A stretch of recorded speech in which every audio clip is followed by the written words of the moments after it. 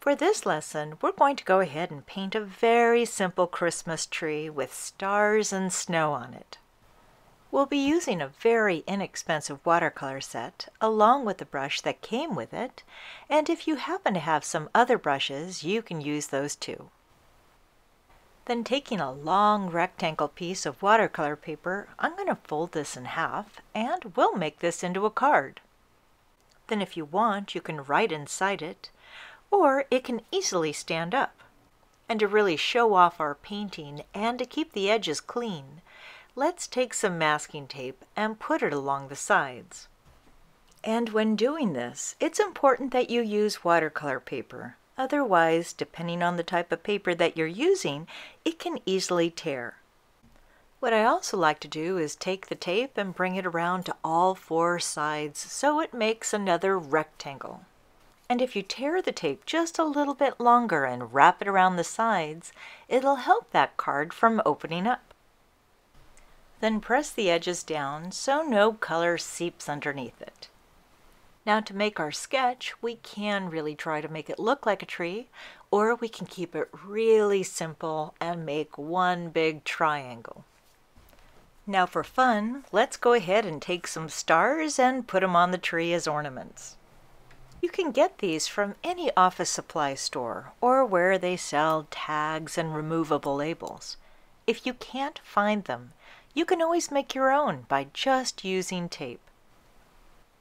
And you don't have to be limited to stars. You can make circles, squares, rectangles, any kind of shapes that you like.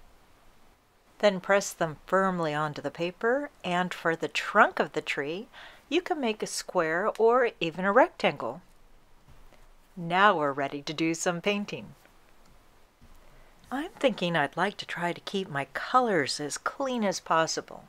So using my brush, I'm going to dip it in clean water first, then bring it over to my little palette here, then take some of the color and mix it into the clean water.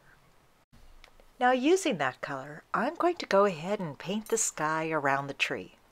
Now the reason why I'm doing this instead of painting the tree first is because I still need to think about the snow that I'll be having on the tree. And if you want, you can actually make a real triangle here, or as you can see, I'm wiggling my brush a little bit, and that helps me make it look a little more natural. Then using the brush that came with the set, I'll take a little bit of that green color and mix it in the palette along with a little water so the color can move. Then I'll dab the color over the stars and try to leave some white spaces in between. This way the stars will stand out, and by moving my brush around the tree, it gives the impression of snow. So really try not to completely fill in your tree. And it's okay if some of the green color spills out into the blue. It's not a problem. What it actually does is to help us have a few soft edges. And if you like, you can even take just clean water instead of color and let that color that's on the paper run down into the water. Then using some of that sky color and mostly water, let's add a few brush strokes on our snow. And if you look closely, you can see how much water is on my paper. One reason why this is helpful, because if I want, I can always use that and even out the color. Or if I leave it in a little puddle, it'll create little blooms and cauliflower effects that might be interesting for our painting. Then as this starts to dry, I'm going to take another brush, get it wet, and dab it on a paper towel. Then I'll go ahead and touch the sky behind the tree. What this will do is change the effect in the sky and make it look like clouds or stars. And if you want, as it's drying, you can go ahead and spatter a little more water on to see if it changes the effect. Now let's go ahead and let this dry for just a minute, because we're going to do a little more painting on the tree. And how you can tell when your paper's ready is when there's no shine on the surface.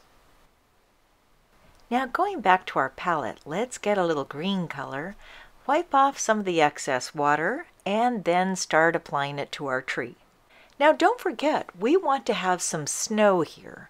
so leave those little white areas alone and skip your brush only in the parts that have green. And if your brush goes a little bit outside the tree into the sky, that's okay. That's going to make it more interesting.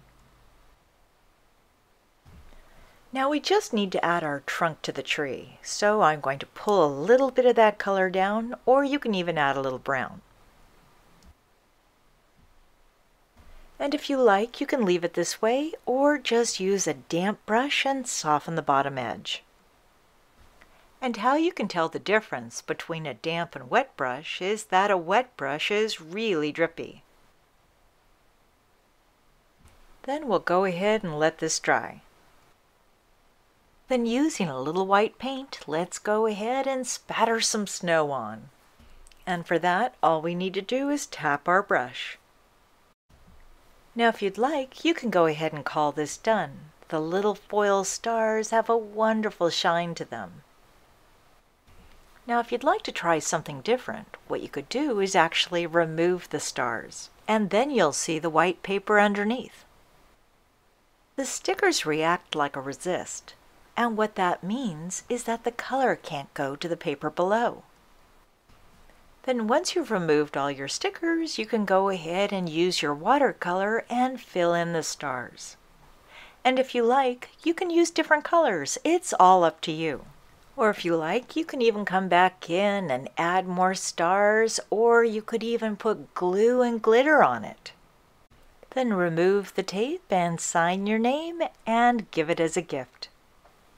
So until next time, happy painting!